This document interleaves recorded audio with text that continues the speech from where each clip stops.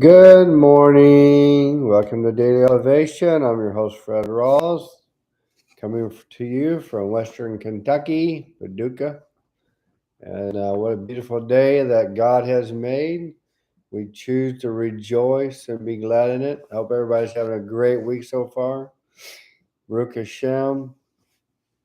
Remember when I say Hashem, that means the name. That's specifically talking about the name of God that's written in the Torah that we don't use improperly. So the sages made it where we don't use his name improperly. So Hashem means the name. Means when I say Baruch Hashem, it means bless the name. Blessed be the name. Our God, our King, creator of heaven and earth, who gives life and joy and peace and brings about darkness and light. He is the creator. He's sovereign over all this world. And he's so amazing and incredible. Each and every day, he blesses us with good things and good life. So today, we're continuing our reading of the Brit Shalom book by Rabbi Ori Shirky from the Noahide World Center. And we're on chapter 2. And chapter 2 says is the fundamental principles. Fundamental principles. So this is for the practical application for Noahides. What is a Noahide? A Noahide, again, in basic understanding, is we are the descendants of Noah. When Noah got off the ark, I read it yesterday out of this Brit Shalom that he said, "Go forth and multiply and replenish the earth," just like he did to Adam. So Noah's offsprings replenished the earth. So we all came from the offsprings of Noah. Now, the differences between the B'nai Noach, sons of Noah, and B'nai Israel, as at Mount Sinai, the Jewish people, or the 12 tribes of Israel, accepted the Torah to be the light to the nations. What I've heard from the sages and the rabbis that the Noahides, or the regular people of the world, rejected the obligation to keep the Torah. So that's why the Jewish people got it. So you'll have to ask rabbis about that, but that's what I've heard a couple times. So it's B'nai Noach, those who are also following Judaism. That's what a Noahide is, someone who's following Judaism. For the non-Jew, we have 7 mitzvahs, 7 commandments, principles for life for us to follow, to be the righteous of the nation, righteous Gentiles. So we're going to be reading chapter 2 of the Brit Shalom today. And the fundamental principles, chapter 2 of the Brit Shalom. And everybody, even the Jews are also descendants of Noah.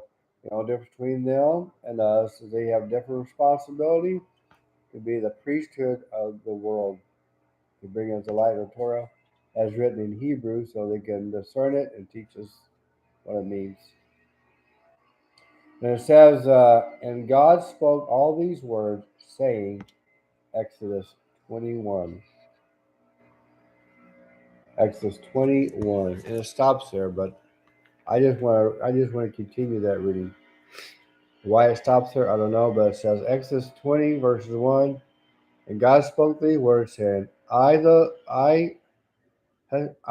Lord, or Hashem, am your God, who brought you out of the land of Egypt, out of the house of bondage. You shall have no other gods beside me. That's the first Noahide law, is no idolatry. You shall have no other gods before me. So that is explicitly needs to be known. No idolatry, no man's, no things, no people, nothing else but don't worship the creation.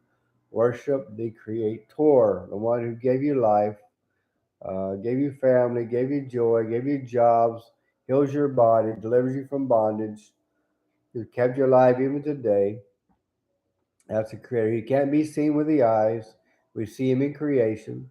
We're created in His image. So when you look at yourself in a mirror, you're looking at the image of Hashem, not Hashem Himself, but we are created in His image. That means we have some likenesses that we have and he has in us. Like our soul is connected to Hashem. And verse 3 says, "You shall have no other gods beside me." That means no other one, just him alone. "You shall not make yourself a sculptured image or any likeness of what is in the heavens above, or on the earth below, or in the waters under the earth. You shall not bow down to them or serve them, for I, Hashem, your God, am an impassioned God, visiting the guilt of the parents upon the children, upon the third, upon the fourth generation to those who reject me, but showing kindness to thousands of generations of those who love me and keep my commandments." So that is Exodus 21 through 6.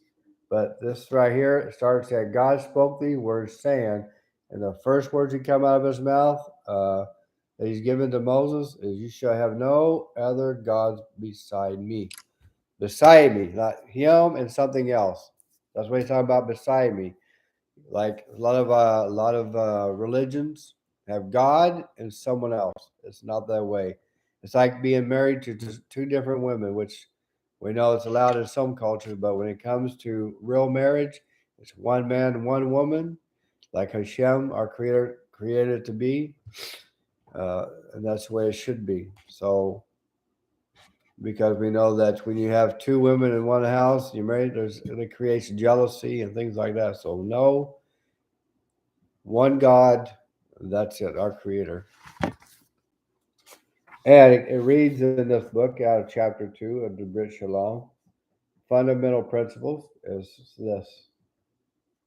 The will of the Creator is revealed to human beings through the conduit of prophecy. The ultimate prophetic revelation is the giving of the Torah from heaven by God. And that's what we just read from Exodus. That Hashem took the children of Israel out of Egypt, brought them to the Mount Sinai, which we got the Torah from Hashem to Moses, and that's the written Torah. But before that, it was oral Torah, because Hashem, there was no words written by Hashem up until then. So the ultimate prophetic revelation is the giving of the Torah from heaven by God. What is the Torah? The 5 books of Moses, the very first 5 books of the Bible. Genesis to Deuteronomy. See, Genesis, Exodus, Leviticus, Numbers, and Deuteronomy is the 5 books of Moses. That is the Torah. The Tanakh is the prophets and the Psalms and everything else. But the foundation and the bedrock is the Torah, the 5 books. Whoever claims to be a prophet sent by God to instruct humanity must first be directed towards the sages of Israel in order to determine the authenticity and the degree of obligation to listen to his words. So not everybody can be teaching the Torah to others. All mitzvah, divine obligations, that are consistent with ethical norms, common sense, and proper conduct are obligatory for Noahides.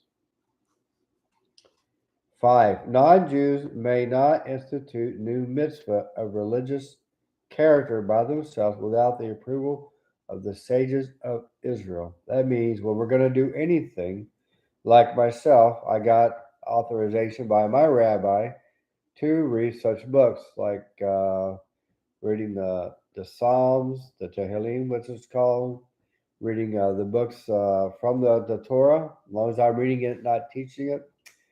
And also to read, I mean, we're also allowed to read these books. I'm not so much going to teach from it, but to basically get the basic understanding written in English of what Hashem expects from his creation, people who created in his image, the B'nai Noach. Now, not everybody's a B'nai Noach. Yes, we're descendants of Noah, but the difference is we have accepted upon ourselves to follow Judaism as taught from the Torah, from the rabbis and the sages, and that is our faith, is Judaism, as a non-Jew.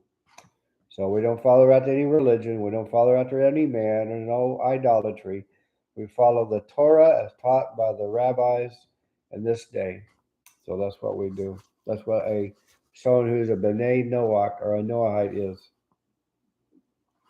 Okay, sentence 6, it says, advancement of civilization, including technology, progress, expansion of knowledge, and moral elevation, and concern for the health of all creation, is an underlying principle in a world functioning in accordance with God's will. 7. Regarding Noahide laws whose details were not explicitly discussed in the Talmud or in rabbinical literature, certain sages of Israel hold they should be decided according to the stipulation of Jewish law. Other sages of Israel hold it is the responsibility of Noahide sages to ascertain definition on these matters according to their best judgment. Practically speaking, the second opinion is the prevailing one. So the prevailing one is others say that Noahide should be learning the Torah and learning these principles so we can teach these to others. Minimum measurements regarding certain mitzvah as are customary in halakha, Jewish law, such as the size of an olive or an egg as regards a blessing over food, are not applicable to Noahides. 9. A Noahide minor, as defined by the sages of Aswan's prevailing culture, is exempt from Noahide laws.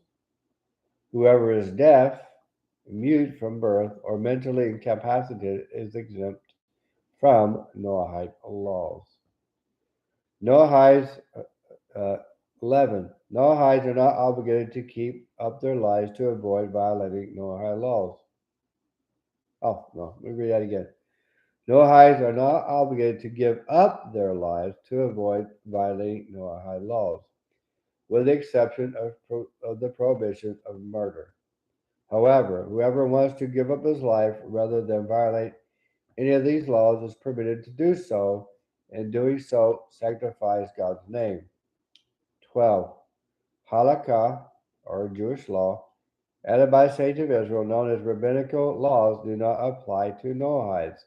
So just remember that 90% of the laws that's coming from the Torah does not apply to the non-Jew. So we just remember that. There's a difference between, like I said earlier, there's a difference between the 613 laws given to the B'nai Israel, the Jewish people, versus the non-Jew. There's a difference.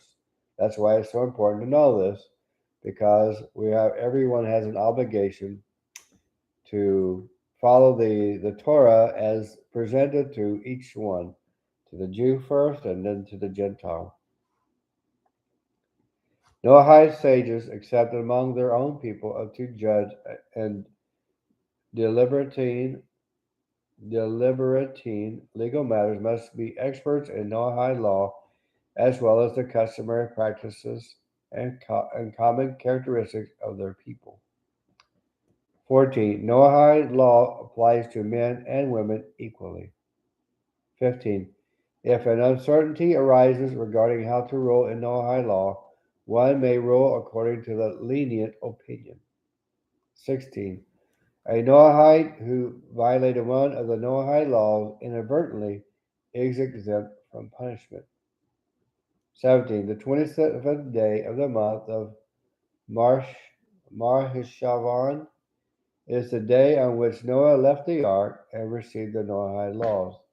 Therefore, several Noahide communities accustom themselves to mark this day as the festival of the nations. So we'll have to find out what that day is on the calendar to find out when that is, but not too many people from the Noahide celebrate that festival that I know of. But just the Noahide laws applies to men and women equally. And what was those laws that we read? The 7 principles we are to buy, and they are equal because basically it's the same. They're just basic laws of character.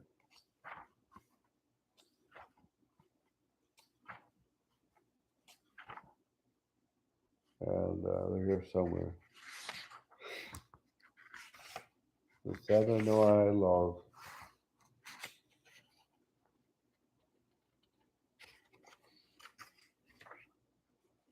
Well,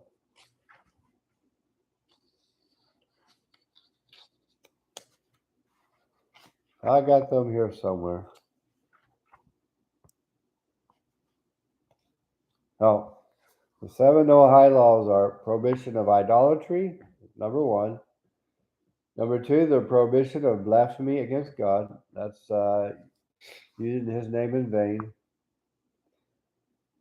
The prohibition of murder. That's number 3. Number 4, the prohibition of sexual immorality. And we will read number 5, the prohibition of robbery or theft. Number 6, the prohibition of eating a limb from a living animal. And number 7, the requirement to establish court systems. These laws will be explained in detail in chapters that follow. Now, in more detail, once we get to it, I'll be going through a book called The Divine Code. But these are fundamental principles that I just read out of chapter 2 for the proper conduct for the B'nai Noah, those who are following after Torah, the basic principles. So basically, when it said in verse 6 out of this book, it says in chapter 2, advancement of civilizations, including technological progress, expansion of knowledge, moral elevation, and concern for the health of all creation is an underlying principle in a world functioning in accordance to God's will. So basically, what is the obligation of the Noahide? Is to know God's will. What is God's will? Number 1 is to worship Him. Now, what's it say? To love your God with all your heart, soul, mind, and strength, and love your neighbor as yourself. How many times we've heard this? That's the basic principle of humanity, is to have served the one true God, the God of Abraham, Isaac, and Jacob, the one who gave us the Torah on Mount Sinai that we have today, that was given to Moses and passed down from generation to generation to those who kept the Torah, who knows Hebrew and interprets it for us to understand in our language. So this is a universal law. These 7 laws are 7 categories of laws, but just like the laws in America, we have many laws, but a lot of those are just categories, like theft. Well, what does theft mean? Or destruction of property, or moving someone's um, boundaries of their property. Now, a lot of these are written just in the Jewish laws, but a lot of these customs that we have in our America today come right from the Torah. So, and our Constitution is the foundation is based on the Noahide laws and some of the principles from the Jewish laws. But what does Hashem expect of us as human beings that's created in His image? Is to know the one true God. The basic of foundation is the fear of Hashem. It's the beginning of wisdom. So down the road, once we get through with the Brit Shalom, the basic principles for Noahide laws, we're going to read something more in depth, which is called the Divine Code. The Divine Code is written by Rabbi Moshe Weiner, which you can see on there. And this is a more in-depth detailed study for the B'nai Noach, and not just B'nai Noach, but for everybody. General principles for those who are non-Jews who want to know the Torah. And so basically, that's what we're going to be continuing to do so. So that was chapter 2 of Brit Shalom that we wanted to bring out today, and just general principles today, basic principles. So hope everybody's having a great day. Be blessed, and you know what? We got a little bit of time. Let's read a psalm. Let's read Psalm 20, since we like to read that one because it's the blessed one.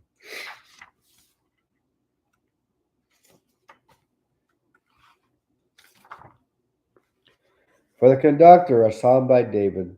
May Hashem answer you on the day of distress. May the name of Jacob's God make you impregnable.